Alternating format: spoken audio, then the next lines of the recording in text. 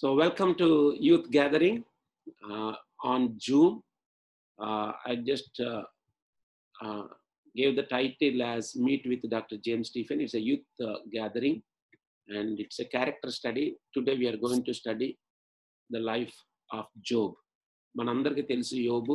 So దాన్ని study చేసే ముందు బికాస్ ఇది ఈ సిరీస్లో బిగినింగ్ కాబట్టి నేను కొంత క్యారెక్టర్ అన్న దాని మీద మాట్లాడాల్సి ఉంది. People are interested by talent, God is impressed by character. Rick Warren the purpose driven life అన్న పుస్తక రచయిత చాలా గొప్ప దైవజనుడు ఈ మాట అన్నాడు.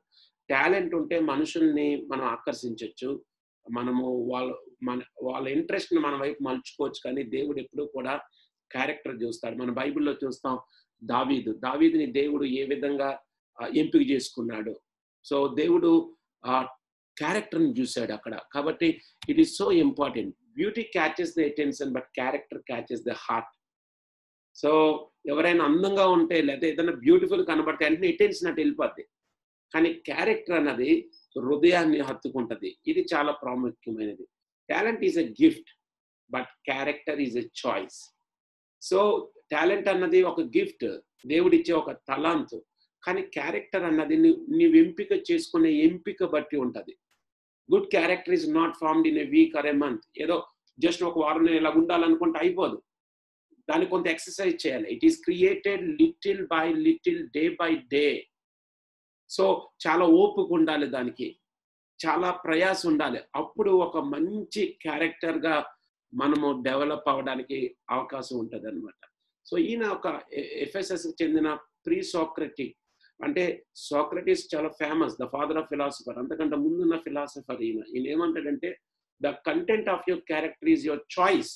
Day by day what you choose, what you think and what you do is who you become. So ప్రతిరోజు నువ్వేం ఆలోచిస్తున్నావు, ప్రతిరోజు నువ్వేం చేస్తున్నావు, నువ్వు ఏది ఎంపిక చేసుకుంటున్నావు, చివరికి నువ్వు అదే అవుతావు అంటున్నారు. చూడండి, ఈ మాట జాగ్రత్తగా వినండి.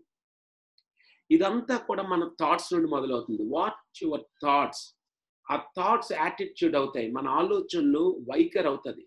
So what your attitude they lead to words. మన యొక్క వైఖరి ఏముందో మన మాటలు అవే వస్తాయి. What your words they lead to actions, what your actions they lead to habits, what your habits they form your character, and what your character, it determines your destiny. So character leads us to destiny. So ఇది చాలా చాలా చాలా ప్రాముఖ్యమైనది.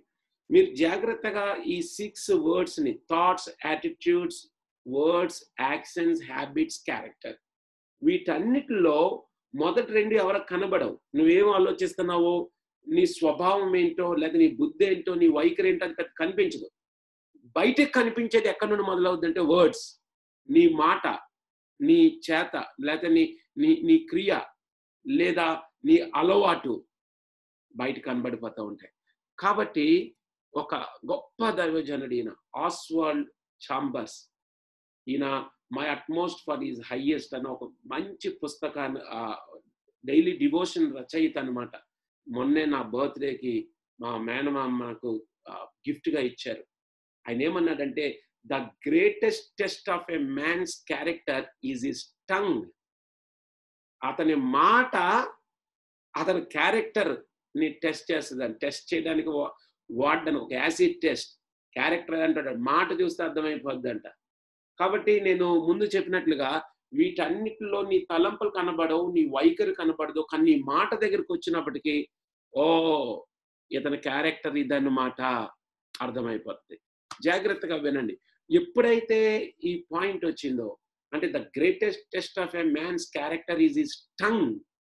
మాటలో కరెక్ట్గా ఉంటే అతని జీవితం కరెక్ట్గా ఉంటుంది అనగానే మనకు బైబిల్లో వెంటనే ఈయన గుర్తొస్తాడు. ద లైఫ్ ఆఫ్ జోబ్, యోబు జీవితం మనకి వెంటనే గుర్తొస్తుంది.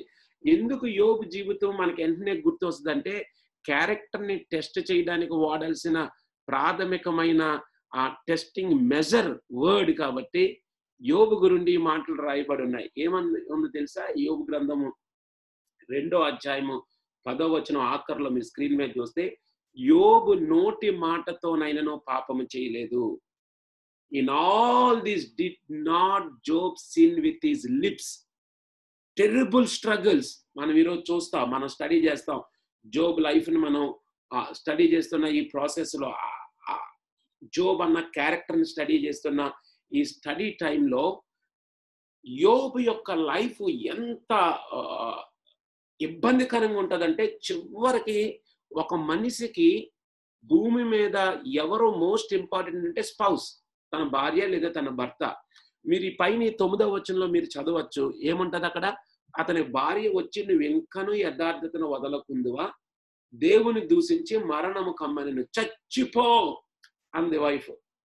సో ద పీక్ అన్నమాట. ఇప్పుడు ఒక బంగారము అది తుప్పంతా వదలాలంటే అగ్గిలో కాల్చినట్లుగా, మరి ఒక మాట అన్నానంటే మరి ఏం చేస్తాం, ఒళ్ళు మండి అన్నాను, లేదా మరి ఏం చేస్తాం, నాకు చిరాకేసి అన్నాను, మరి ఏం చేస్తాం, మరి ఇంక అలా నాకు మెంటల్ ఎక్కించేస్తుంటే ఏం చేయాలి చెప్పండి? మరి లేకపోతే నాకు ఇంకా ఆ ఫ్రస్ట్రేషన్లో అనేసాను కదా. చాలాసార్లు మనం చెప్పుకునే ఎక్స్క్యూజెస్ ఇవన్నీ కూడా. సో ఎప్పుడైతే ఈ మాట నేను చూసానో, the greatest test of a man's character is his tongue, ఆ మాట వెంటనే యోబు జీవితం మనకు గుర్తొచ్చేస్తుంది. ఎంత ఎక్స్ట్రీమ్ పెయిన్ అనుభవించాడు నిజంగా. ఆ స్ట్రగుల్స్ కానీ లేదా అంత కష్టాన్ని కానీ, నాకు తెలిసి ఈరోజు జూమ్లో ఈ మాటలు వింటున్న ఆల్మోస్ట్ ఇప్పుడు ప్రస్తుతానికి అబౌట్ 75 మెంబర్స్ వింటున్నారు ఆన్లైన్లో. ఒక్కొక్క దగ్గర 10 మంది కూడా ఉన్నారు. ఒక్కరు కూడా అనుభవించి ఉండరు అనుకుంటున్నాను జోబు పడిన ఆ శ్రమ, ఆ కష్టం, లేదా ఆ యొక్క యాగనీ. అలాంటి టైంలో కూడా తను ఎక్కడా కూడా తప్పు చేయకుండా, పాపం చేయకుండా తను ఎలా జీవించగలిగాడు. So now we will see the book of Job. ఒకసారి మీ బైబిల్ ఉంటే మీరందరూ కూడా ఒక్కసారి యోబు గ్రంథము మీరు తెరిచి ఉంచుకోనండి. మీకు నేను స్క్రీన్ షేర్ చేసే ఉంచుతాను మీకు ఆ విధంగా. సో కొన్ని విషయాలు ఈరోజు యోబు జీవితం నుండి మనం చూద్దాం. యోబు అనగానే ఈ పిక్చర్ మీలో ఎక్కువ మంది చూడరు. ఐ నో, యోబు అనగానే ఈ పిక్చర్ ఎక్కువ మంది చూడరు. యోబు అనగానే చూసే పిక్చర్ ఇది, లేకపోతే పిక్చర్ ఇది.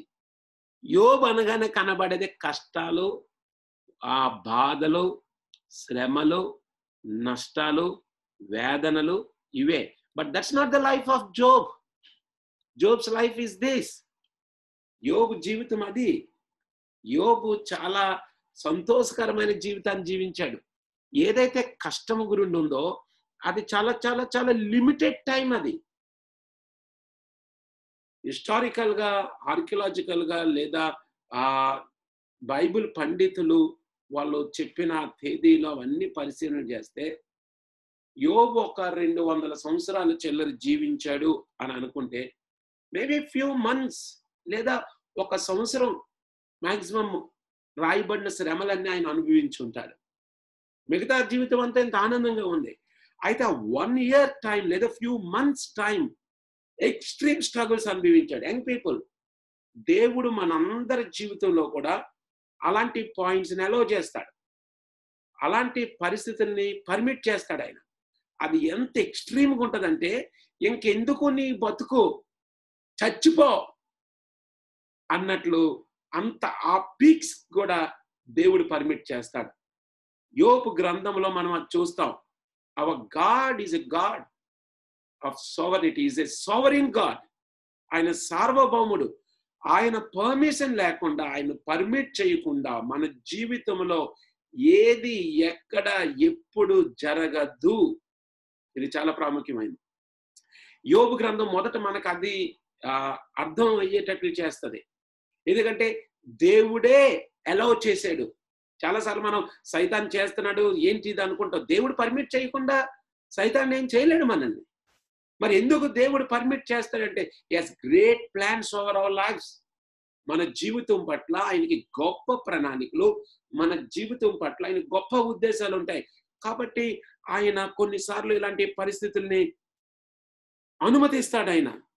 చూడండి, ఇంత ఆనందకరమైన జీవితం ఒక్కసారిగా ఇలా మారిపోవడానికి కారణం ఏంటి తెలుసా? Job's character. యోబు క్యారెక్టరే కారణం. యోబు క్యారెక్టర్ నేను చదువుతున్నాను, వినండి. యోబు గ్రంథం 1వ అధ్యాయం 8వ వచనాన్ని నేను చదువుతున్నాను, జాగ్రత్తగా వినండి. అందుకు యెహోవా, దేవునికి సాతానికి మధ్య జరుగుతున్న డిస్కషన్ ఇది. నీవు నా సేవకుడైన యోబు సంగతి ఆలోచించుతవా? నెంబర్ 1, అతడు యథార్థవంతుడును. 2, న్యాయవంతుడై దేవుని యందు భయభక్తులు కలిగి. నెంబర్ 3. నెంబర్ 4, చెడుతనమును విసర్జించిన వాడు. భూమి మీద అతని వంటి వాడెవడనూ లేడు. దిస్ అట్రాక్టెడ్ మీ. ఈరోజు ఫస్ట్ జోబ్ లైఫ్ తో క్యారెక్టర్ స్టడీని స్టార్ట్ చేయడానికి ఇదే. దేవుడిచ్చిన క్యారెక్టర్ సర్టిఫికెట్ ఇది. భూమి మీద అతని వంటి వాడెవడనూ లేడు. This is very interesting. Young people జాగ్రత్తగా వినండి, మీరు ఎక్కడి నుండి ఈ మాటలు వింటున్నా. యోబు గ్రంథము బైబిల్లో మొట్టమొదట రాయబడిన గ్రంథం అంటారు. మామూలుగా చూస్తే బైబిల్ గ్రంథంలో మొట్టమొదట రాయబడిన గ్రంథం ఏది చెప్పండి? మొట్టమొదట రాయబడిన గ్రంథం ఆదికాండం అంటాం మనం కదా, ఎందుకంటే మనం చదివితే మనకు ఆదికాండం కనిపిస్తుంది మొదట చూడగానే. బట్ ఆదికాండం కంట కూడా ముందు యోబు గ్రంథము రాయబడింది అని బైబిల్ పండితులు చెప్తారు. దీన్ని ఆథర్ ఎవరు, దీన్ని రాసింది ఎవరంటే ఎక్కువ మంది నమ్మేది మోసే రాస్తుంటాడు అంటారు. నేనేమనుకుంటానంటే దేవుడు ఆదికాండము నుండి జరిగిన సంఘటనలన్నీ కూడా మోసేకి చెప్తే మోసే రాశాడు. లేకపోతే ఆదాము అవ్వ ఎలా పుట్టారో మనకెవరికి తెలియదు. మోసేకి దేవుడు చెప్తే మోసే రాశాడు. ఇప్పుడు చాలా జాగ్రత్తగా వినండి ఈ ఇంట్రెస్టింగ్ పాయింట్ని. నేనేమనుకుంటానంటే దేవుడు అసలు సృష్టి ఇదంతా వివరించి రాయించే ముందు, మోసెస్ నీకు ఒక వ్యక్తి గురించి చెప్పాలి. నేను ఎంత ఇష్టముతో ఎంత ఆశతో నేను మానవుని సృష్టించాను, అయితే మానవుడు ఎలా పతనమైపోయాడు, లేకపోతే ఈ సృష్టి గురించి ఈ డీటెయిల్స్ అన్ని ఇచ్చే ముందు ఒక క్యారెక్టర్ నీ ముందు పెట్టాలి అని యోబు గురించి చెప్పాడేమో. యోబు అన్న ఒక వ్యక్తి ఉన్నాడు, అతని వంటి వాడు భూమి మీద ఎవడో లేడు అన్న సర్టిఫికేట్ నేను ఇచ్చాను. నువ్వు మొట్టమొదట ఆయన గురించి రాయి.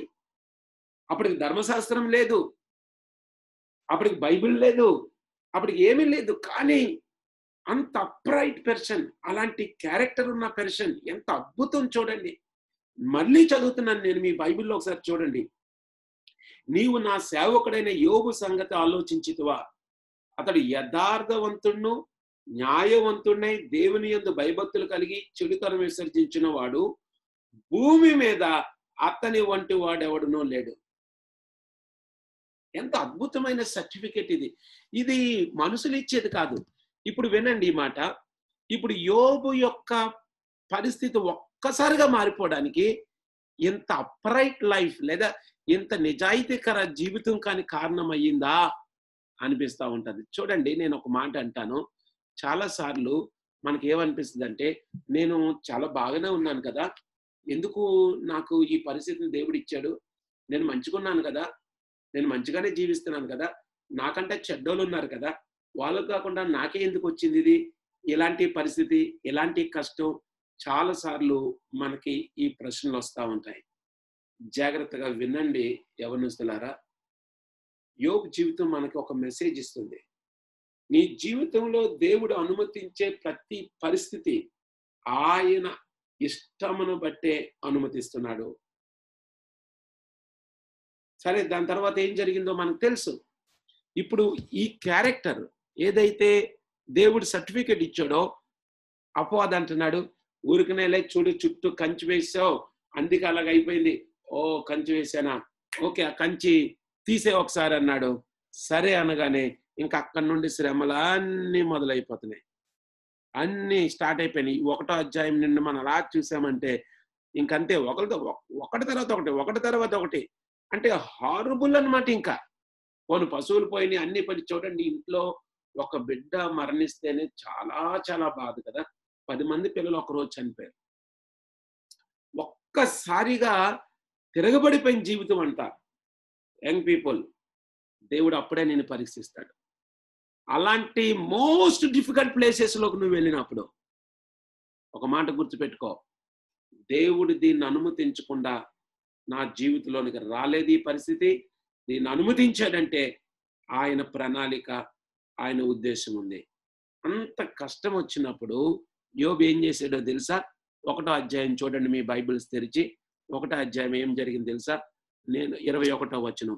నేను నా తల్లి గర్భంలో నుండి దిగంబరినై వచ్చితిని, దిగంబరిని అక్కడికి తిరిగి వెళ్ళేదను. యెహోవా ఇచ్చెను, యెహోవా తీసుకొని పోయెను. This shows attitude, this shows character. యోబు యొక్క యాటిట్యూడ్, క్యారెక్టర్ ఇక్కడ కనబడుతుంది. చాలా సార్లు మనం ఈ భూమి మీద ఏదైనా ఉంటే అది నాది అనుకుంటాం. యోబు అంటున్నాడు, ఏది నాది కాదు. ఏది నాది కాదన్నప్పుడు ఏది పోయినా నేను బాధపడను. ఎందుకంటే అది నాది కాదు కాబట్టి. మీరు ఆనెస్ట్‌గా చెప్పండి. ప్రపంచంలో ఎన్నో కష్టాలున్నాయి. నాకు మొన్నే నేను ఒక డైలీ డివోషన్ చదివితే, నీ కష్టాలు అనుకుంటున్నావు, యాక్చువల్‌గా ప్రపంచంలో చాలా చోట్ల ఉన్న కష్టాలతో పోల్చుకుంటే ఎంత నీ కష్టం అని. చాలా సార్లు ఎంత తినడానికి కూడా తిండి లేని కష్టం ఉంటది. కానీ మనం పెద్ద ఎఫెక్ట్ అవ్వం. ఎందుకంటే అది మనకు గాదుగా, నాది గాదుగా. చూడండి ఎక్కడో దొంగతనం అయ్యింది. ఒక 10 తులాలు బంగారం ఎత్తుకెళ్ళిపోయారన్నారనుకోండి. మనకేం బాధ అనిపించదు. ఎందుకంటే అది మనది గాదుగా. ఇప్పుడు భూమి మీద ఏది నాది కాదనుకుంటే నువ్వేది పోయినా బాధపడవు. ఎందుకంటే నేను ఇక్కడ వెరీ టెంపరరీ, యెహోవా ఇచ్చెను, యెహోవా తీసుకొని పోయెను. If we develop that kind of attitude, ఆయన ఇచ్చాడు, ఆయన తీసుకున్నాడు అనుకుంటే భూమి మీద ఏది జరిగినా నువ్వు బాధపడవు. ఇక్కడ రాయబడిన మాట ఏంటి తెలుసు? 22వ వచనంలో, ఈ సంగతుల్లో ఏ విషయమందును యోబు ఏ పాపమును చేయలేదు, దేవుడు అన్యాయం చేశానని చెప్పలేదు. చాలాసార్లు మనం అంటాం, ఛాయ్ దేవుడేంటి ఇలా చేశాడని. నోటితో అనలేదంట. చూసారా? ఫస్ట్ ఫేజ్‌లో క్యారెక్టర్ సర్టిఫికేట్ ఇచ్చేసాడు దేవుడు. అయిపోయింది. ఫస్ట్ ఫేజ్‌లో అయిపోయింది. ఏంటి అయిపోయింది? గెలిచాడు. విన్ అయిపోయాడు. పాస్ అయిపోయాడు. అక్కడితో వదలట్లే. ఇప్పుడు దేవుడు అంటున్నాడు కదా, 2వ అధ్యాయము 3వ వచనంలో, యెహోవా నీవు నా సేవకుడైన యోబు సంగతి ఆలోచించితివా? అతడు యథార్థవంతుడును, న్యాయవంతుడును, దేవుని యందు భయభక్తులు కలిగి చెడుతనమును విసర్జించిన వాడును, భూమి మీద అతని వంటి వాడెవడును లేడు. This is the second time God giving such a character certificate. ఎలాంటి క్యారెక్టర్ సర్టిఫికేట్ ఇస్తున్నట్టు? రెండోసారి భూమి మీద అతని వంటి వాడు ఎవడో లేడు. అందుకే మొదట ఇతని గురువుని రాయి మోసే అన్నాడేమో దేవుడు అని అంటాడు.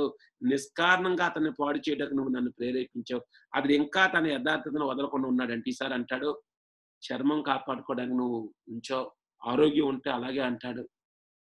దేవుడు అన్నాడు, సరే నీ ఇష్టం. అతని ప్రాణాన్ని ఒకటే ముట్టక ఏం చేస్తున్నాడు తెలుసా? 7వ వచనం చదువుతున్నాను. అరికాలు మొదలుకొని నడినెత్తి వరకు బాధగల కురుపులతో యోబును మొత్తాను. భయంకరమైన పరిస్థితి. అతడు ఒళ్ళు గోక్కునుటకై చిల్లు పెంకు తీసుకొని బూడిదలో కూర్చుండగా ఇంక ఎక్స్ట్రీమ్ సిచ్యువేషన్ యాడ్ అయిపోయింది అన్నమాట. ఇప్పుడు ఇంకొచ్చేసింది ఆ పరిస్థితి.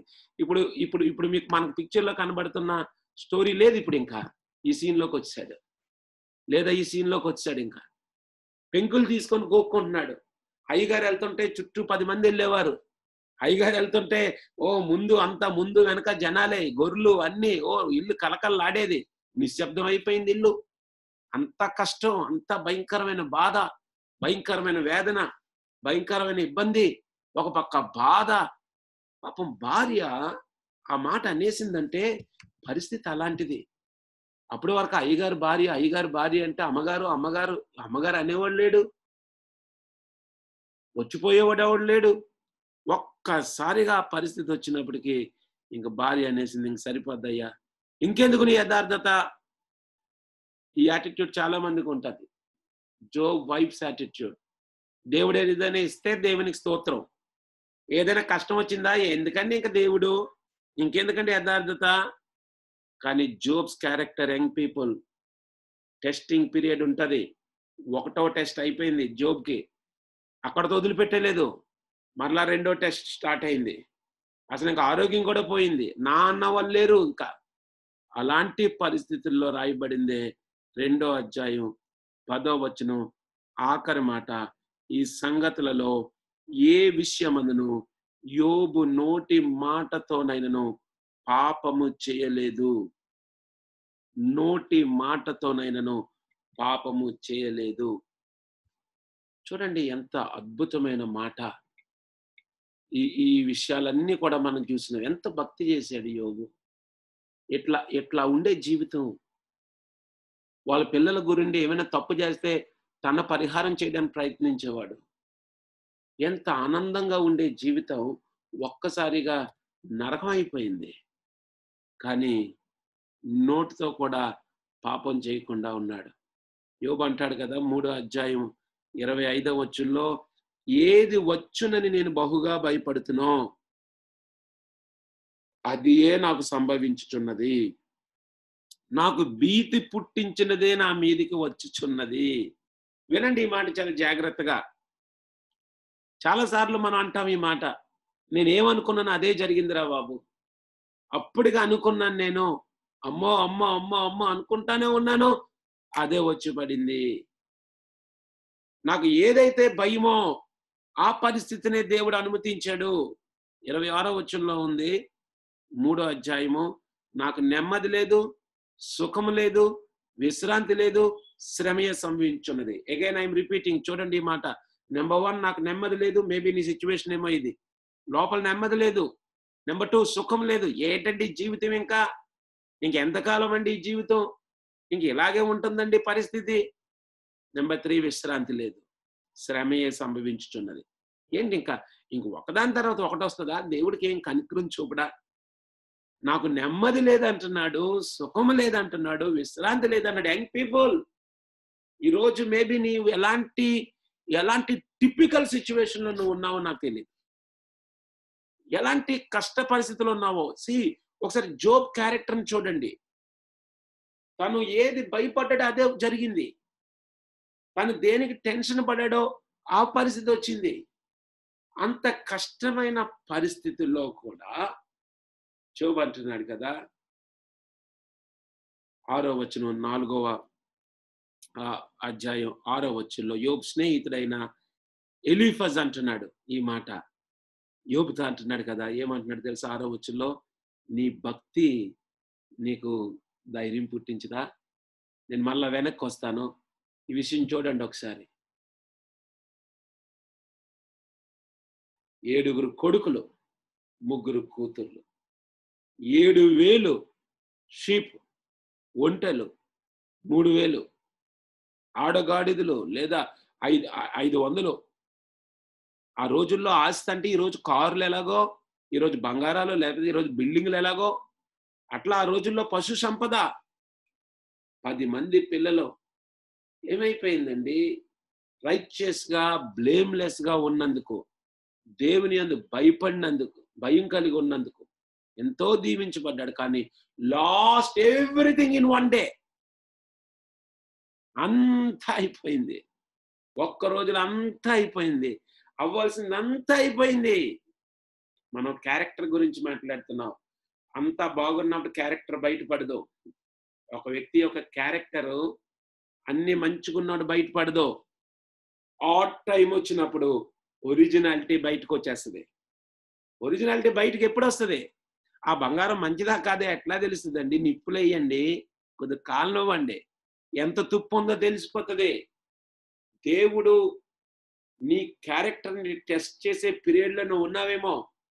జాగ్రత్తగా వినండి. క్యారెక్టర్ అనగానే ఒక్క ప్యూరిటీ ఇన్ సైట్స్ లేదా లస్ట్ గురిండే నేను మాట్లాడట్లేదు. క్యారెక్టర్ అనగానే నీ లైఫ్ స్టైల్, నీ మాట, నీ క్రియ, నీ తలంపులు, నీ యాటిట్యూడ్, నీ వ్యవహార శైలి, నువ్వు ఆలోచించే విధానం, నీ పద్ధతి. మనం చాలాసార్లు క్యారెక్టర్ అనగానే ఓన్లీ శీలం గురించి అనుకుంటాం. కాదు, నీ జీవిత విధానం, నీ మాట, నీ యాటిట్యూడ్, నీ పద్ధతులు ఎలా ఉన్నాయి? కష్టం వచ్చినప్పుడు నీ రియాక్షన్ ఎలాగుంది? ఇది ఒక రోజులో వచ్చేది కాదు. Character is always developed. అది డెవలప్ అయ్యేది రోజు రోజు. It always depends on your choices which you make every day. ప్రతి దినము నువ్వు చేసే ఎంపికల మీద ఆధారపడి ఉంటది ఇది. ఎలాంటి ఎంపికలు నువ్వు చేస్తున్నావు దాన్ని బట్టి ఆధారపడి ఉంటది ఇది. యోబు గ్రంథం అంతా మనం చూస్తే మొదటి 2 గ్రంథాలు మంచి నోవెల్ టైప్ అన్నమాట ఇది. 44 అధ్యాయాలు లేదా 42 అధ్యాయాలు మనం చూసుకుంటే మొత్తం అంతా కూడా 3 భాగాలుగా మనం విడదీసేయచ్చు. 42 అధ్యాయాన్ని. ప్రొలోగ్ మీన్స్ ఇంట్రడక్షన్, డైలాగ్ మీన్స్ సంభాషణ, ఎపిలోగ్ మీన్స్ కంక్లూజన్. సో వీటన్నిటిలో మనం చూస్తే ఎలీఫజ్ అన్న మాట నాకు చాలా నచ్చింది. ప్రభు నాతో మాట్లాడారు ఈ వీక్ లో కూడా. నీ భక్తి నీకు ధైర్యం పుట్టించదా? నీవు దేనికి భయపడాలి తెలుసా? నీ కరెంట్ స్టేట్కి భయపడాలి. ఇప్పుడు నేను దేవునితో సరిగా ఉన్నానా లేదా? దేవునితో నా కనెక్షన్ సరిగ్గా ఉందా? దేవునితో నీ కనెక్షన్ సరిగ్గా ఉంటే నువ్వు దేనికి భయపడవు. యోబుకున్న ధైర్యం అదొకటే. అన్నీ పోతున్నాయి. వాళ్ళ ఎన్ని మాటలు అన్నారండి, ఆ 4 స్నేహితులు వచ్చారు కానీ ఎన్నెన్ని మాటలు అన్నారండి. ఒకటి తర్వాత ఒకడు ఊరికి ఇలాగ ఎందుకు అయిపోతావు? అన్ని పరిస్థితుల్లో యోబుకి ధైర్యం ఇచ్చింది ఆయన భక్తి, ఆయన క్యారెక్టర్. నీ యథార్థ ప్రవర్తన నీ నిరీక్షణకు ఆధారము కాదా అంటాడనమాట.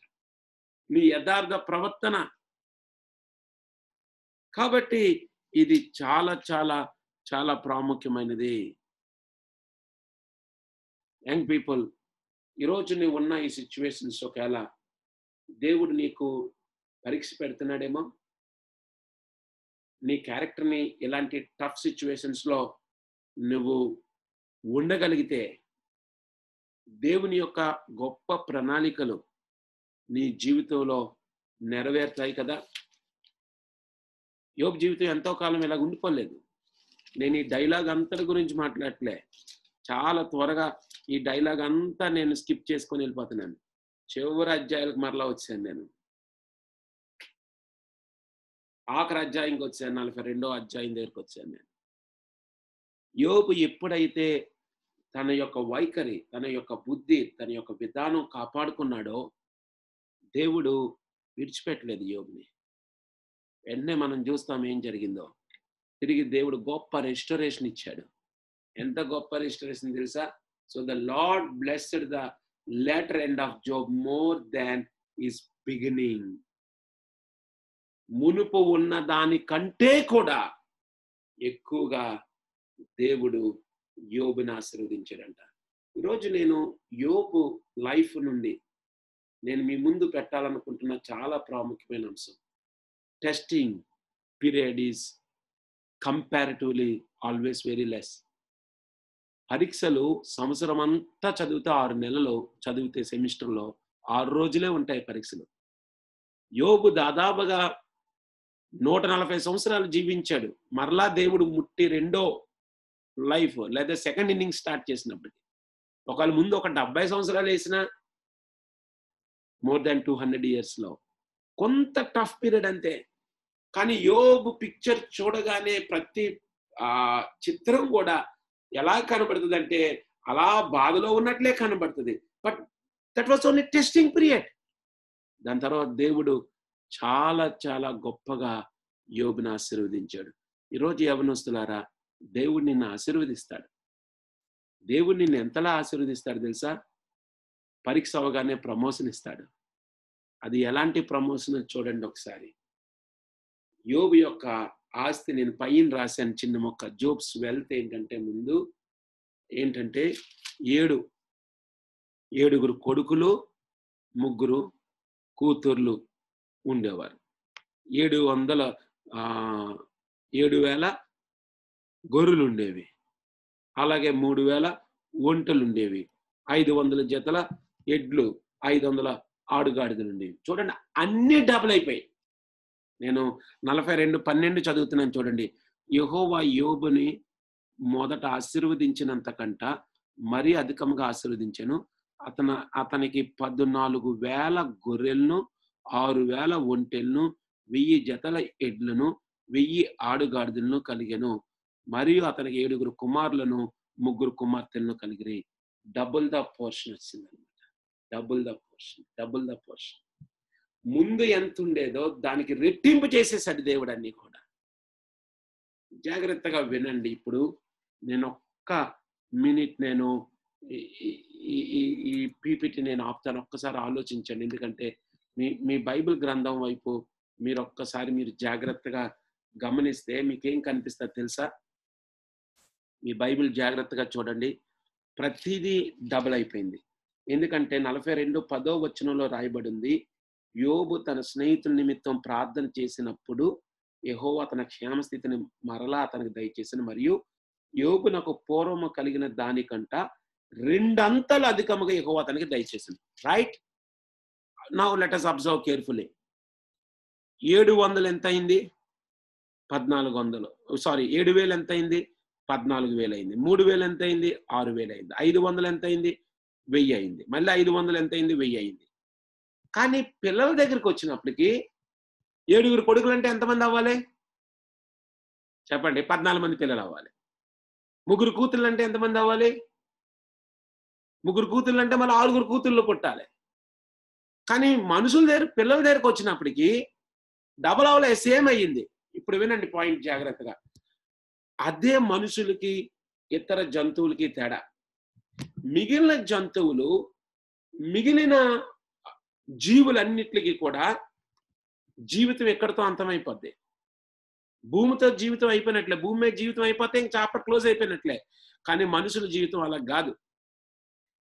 యోబు 7 పిల్లలు, కొడుకులు ఇక్కడ చచ్చిపోతే పైన జీవిస్తున్నారు. 3 కూతుర్లు ఇక్కడ చచ్చిపోతే పైన జీవిస్తున్నారు. కాబట్టి ఇంకో 7, ఇంకో 3 టోటల్ ఎంత అయ్యారు ఇప్పుడు మరలా? 14 మంది కొడుకులున్నారు, 6 మంది కూతుర్లున్నారు. That is human life. ఈ సత్యాన్ని మనం గమనించాలి. మానవుని యొక్క జీవితం కేవలం భూమి మీదే ఆగిపోయేది కాదు.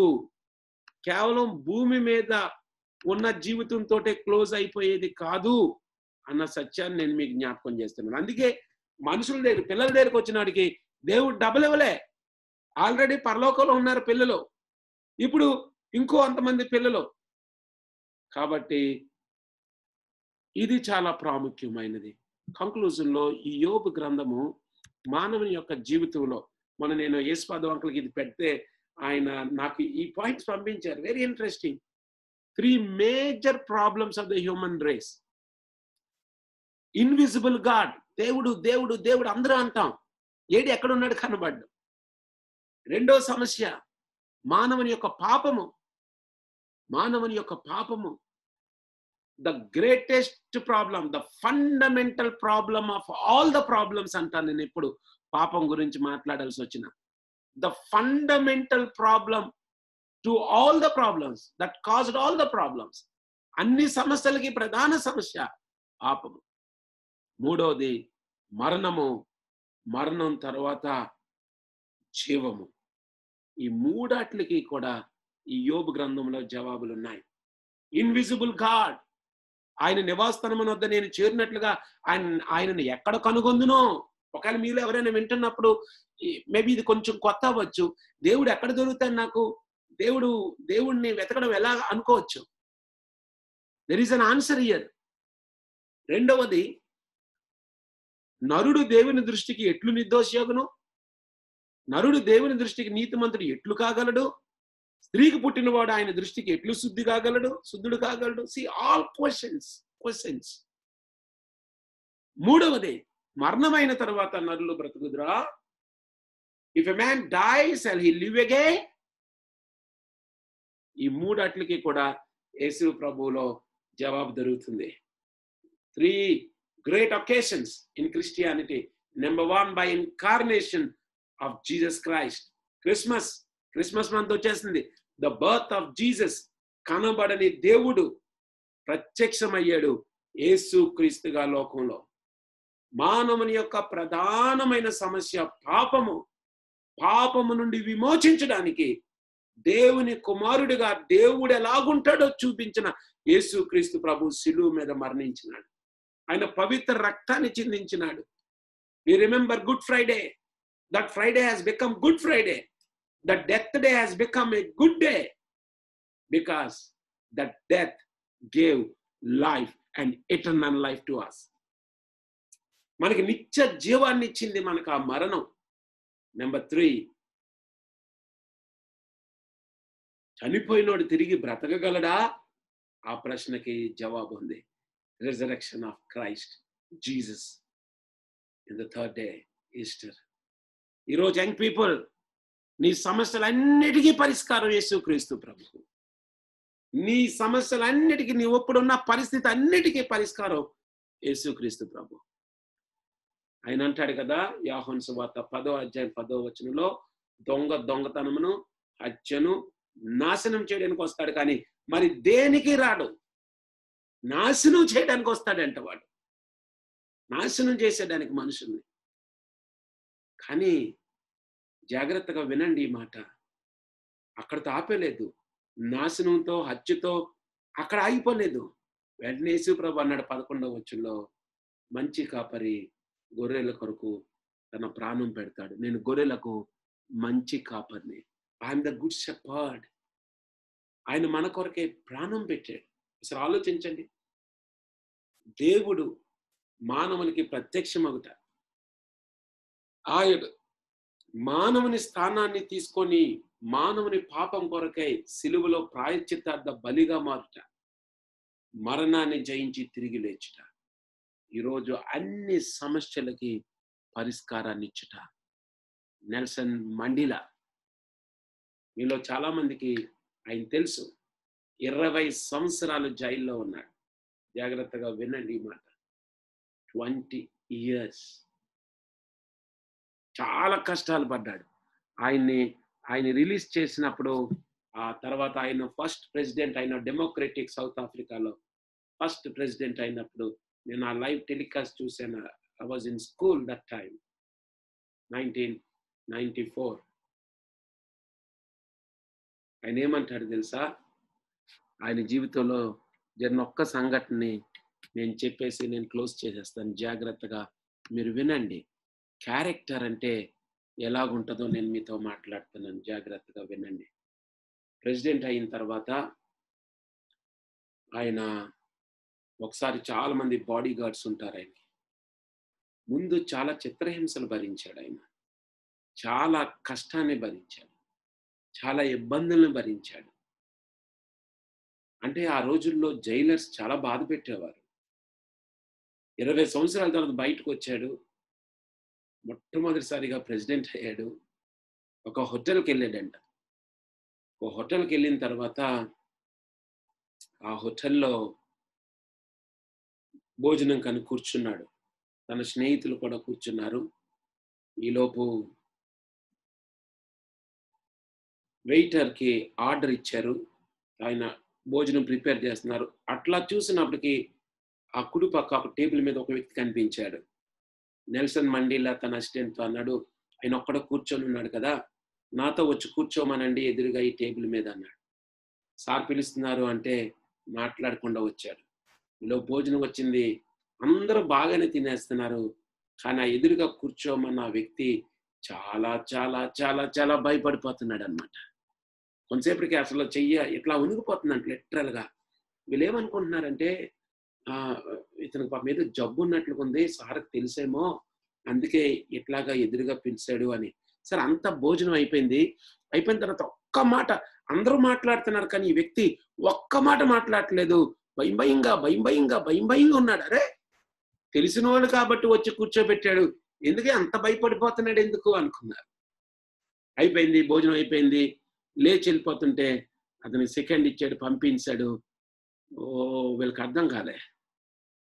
అప్పుడు ఎవరు అడిగారు, సార్ ప్రెసిడెంట్ గారు, ఆయన ఎవరు సార్, అనారోగ్యం బాగాలేదా ఏంటి, ఎవరు ఆయన? ఆయన 20 సంవత్సరాలు నేను జైల్లో చిత్రహింసలు పడుతున్నప్పుడు జైలర్. నాకు భయంకరమైన హింస పెట్టినాడు. ఒకరోజు మంచినీరు అడిగితే మూత్రం ఇచ్చాడు, నా మీద పోసాడు. అంటే అది మామూలు హ్యూమిలియేషన్ కాదు, అంత బాధించాడు. వీళ్ళకి అర్థం కావట్లేదు వింటున్న వాళ్ళకి. నిన్ను అంత బాధ పెట్టినోడా, నిన్ను అంత హింస పెట్టినోడా, నిన్ను అంత కష్టపెట్టినోడా, నిన్ను అంత నీచంగా చూసినోడా ఏంటి మరి? ఆవిడ ఒక స్టేట్మెంట్ అంటాడు.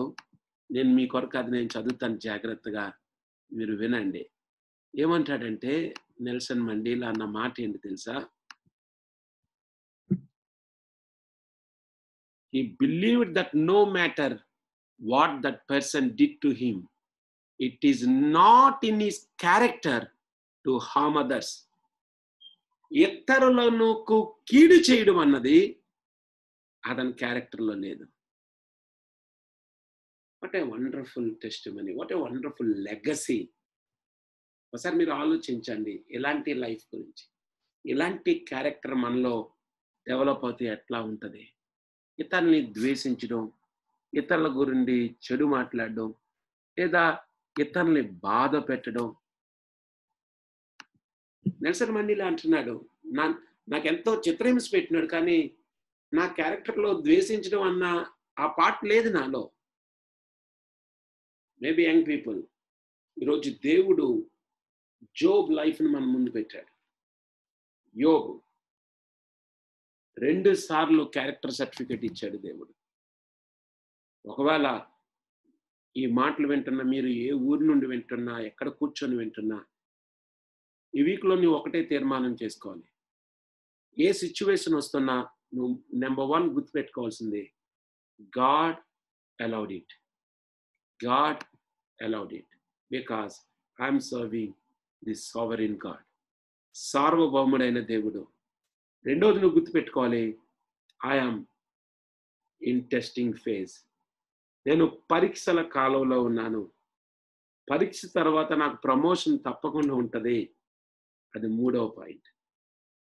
దేవుని అనుమతి లేకుండా ఏమీ జరగదు మన జీవితంలో. రెండవది, దేవుడు అనుమతిస్తాడు పరీక్షల్ని. 3వది, పరీక్షల తర్వాత ప్రమోషన్ ఉంటుంది. అయితే నేను మీకు ఒక మాట చెప్తాను, యవనస్తులారా జాగ్రత్తగా వినండి. యోబు స్నేహితులు చెడ్డోళ్ళు కాదు, మంచోలే, కానీ వాళ్ళ మనుషులు. సగటు మనుషులు ఎలా మాట్లాడతారో అలా మాట్లాడారు.